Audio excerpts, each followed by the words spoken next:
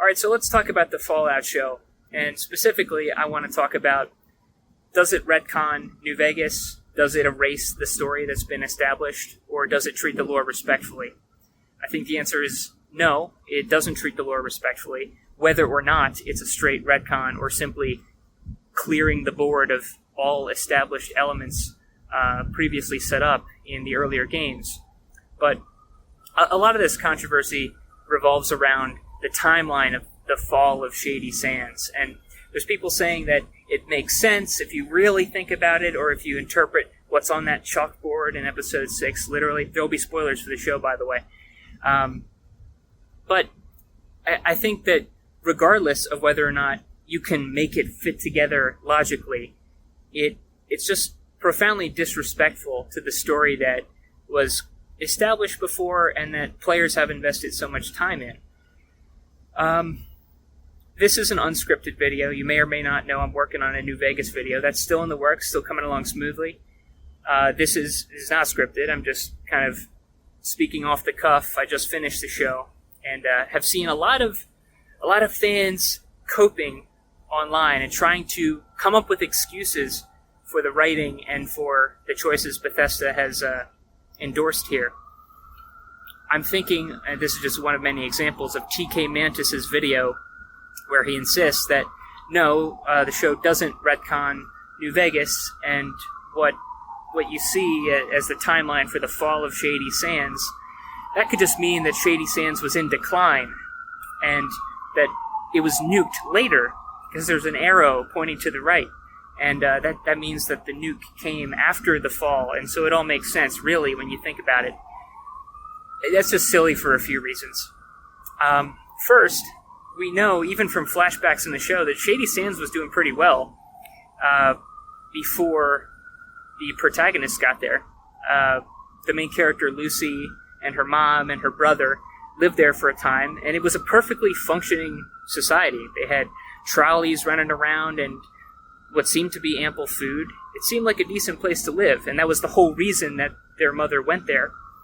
And then Kyle MacLachlan got mad about that and nuked the city because his wife pissed him off. So that's cool. But it was clearly a city that at least people would want to live at the time where, on the chalkboard, it says the fall of Shady Sands happened in 2277. Doesn't make a whole lot of sense on its surface there. But a lot of people say, oh, well, that might not have been when Shady Sands was an unlivable hellscape. Well, maybe it was in decline then, like the fall of Shady Sands started then and then kind of was topped off by the nuke some years later. Well, that doesn't really make sense either. The first reason of which is we know that Shady Sands and the NCR in general were stable enough to support an expansionary war at the time of New Vegas. That's sort of what that whole game was about. 2281, which is 4 years after the supposed fall of Shady Sands. It's still the capital of the NCR. President Kimball flies to the Mojave from Shady Sands, and seems like it's a perfectly fine city. And there are soldiers, NCR soldiers, who will tell us, oh, I wish I was back in Shady Sands, or I wish I could go home to Shady Sands. It doesn't sound like the kind of place that's actively falling or in such profound decline that you could say the fall started right then. I'm filming this in outside here in New York just so you can get a good view of where the bombs will fall if now is the time that's going to happen. It's also a nice day. But I see this common comparison to the fall of the Roman Empire. Like, oh, well, Rome wasn't built in a day. Rome also didn't fall in a day. And, even though the fall of Rome is dated in 476 AD, that, it was in decline well before that. So maybe they mean something similar to that the NCR was on the decline, which is hinted at to an extent in New Vegas. And the nuke was just sort of the icing on the cake. Well, that's also not a sufficient defense. The fall of ancient Rome definitively happened. It was an event in 476. That's when the barbarian king Odoacer overthrew the last Western Roman emperor, Emperor Romulus, and dethroned him, and effectively left the Roman throne empty, and it was never to be filled again, and that was the end of ancient Rome. 100 years before that, the empire was in decline. 100 years prior, they were starting to lose military control of their official territory. They weren't able to suppress rebellions like they used to, and they lost administrative control over most of their land. That was a gradual process.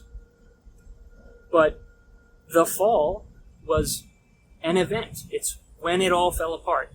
And the idea that Shady Sands was nuked and that the capital was wiped off of the map in a single moment, that seems like an event-based fall to me. But if you want to read that much into the arrow, it still doesn't make a lot of sense, because the NCR would not be positioned to wage a war against the Legion that it doesn't have to if its homeland is falling apart. And again, things aren't peaches and cream in the NCR at the time of New Vegas. They have economic problems thanks to the Brotherhood destroying their gold reserves and destabilizing their currency. And there's clearly a reason they want to secure the land and resources in the Mojave, but there is zero indication that Shady Sands was under any kind of existential threat or would be said to be in decline or in a free fall at the time New Vegas takes place. It doesn't make sense. And you have to really, really grit your teeth and try to make this make sense to defend this point in the show. I don't know.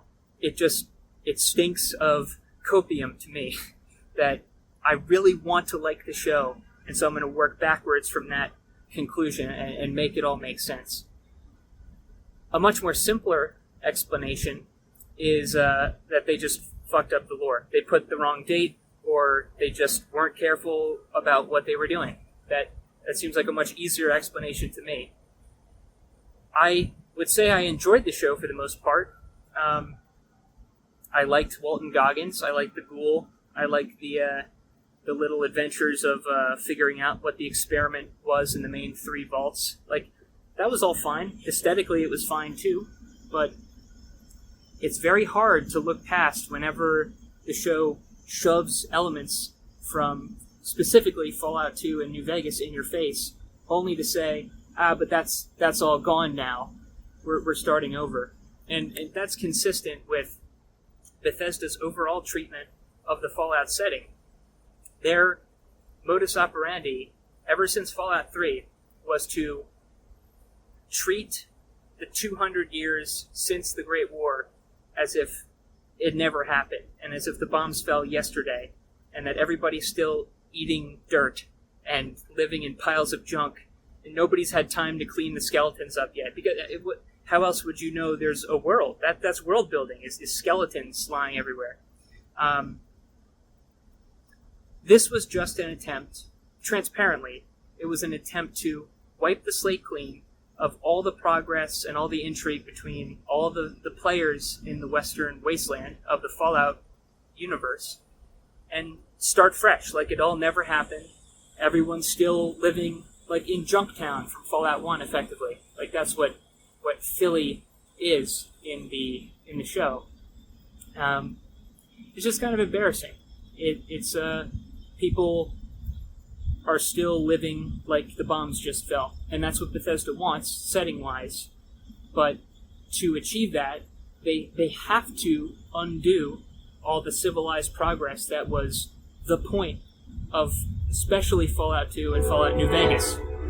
So, is it the worst show ever made? No, it's not, but there was clearly a lack of awareness or lack of respect for the lore established in the games. And I think you're lying to yourself if you think that the information in the show is compatible with or respectful of what was set up in the games. At minimum, it's disrespectfully erasing important things established in the games and that the player participated in. And at worst, it's straight up nonsensical retcon. Like, another example, like Mr. House. He shows up in the show, and he he thinks that the Great War would be very profitable, and he supports the idea of Vault-Tec dropping the bombs themselves, which I'll say is not directly incompatible with the events of the game, but it doesn't make a lot of sense. We have good information that Vault-Tec was not this super corporation controlling the American government. It was really the Enclave pulling the strings and sort of directing what Vault-Tec should do and when. But that aside, we know enough about Mr. House's goals and his personality from New Vegas. He actively defended Vegas from the bombs that were falling because he was quite aware that a nuclear holocaust wasn't a very profitable prospect for him. And it's not in service of his goals, which is sort of this techno-utopia, put a man on Mars sort of society. He's not a profit for profit's sake guy. He's a profit in service of his own ambitions kind of guy. And the show just plows over that. He's just a mustache-twirling villain like the rest of them. So I could go on, and I'm not really inclined to. I don't just want to moan about the show, but I find it it's a bit desperate to defend the, let's just call them the brutalizations of the lore, even if it's not a direct retcon every time that happened in the show. You don't have to. You can just ignore it, which is what I choose to do. Personally, I choose to treat anything Bethesda has ever introduced to Fallout as fan fiction. And if it's compatible with the Black Isle and Obsidian games, fine, I'll fit it into my understanding. Like Moira Brown writing a Wasteland survival guide, sure, that's fine. But if we're going to pretend that the NCR was fallen or falling while being a major player warring with the Legion, and if we're going to act like they were just nuked by some angry dad and wiped from the face of the earth, essentially, I can just ignore that. It's fine. It's not Fallout. It's a Fallout fan movie.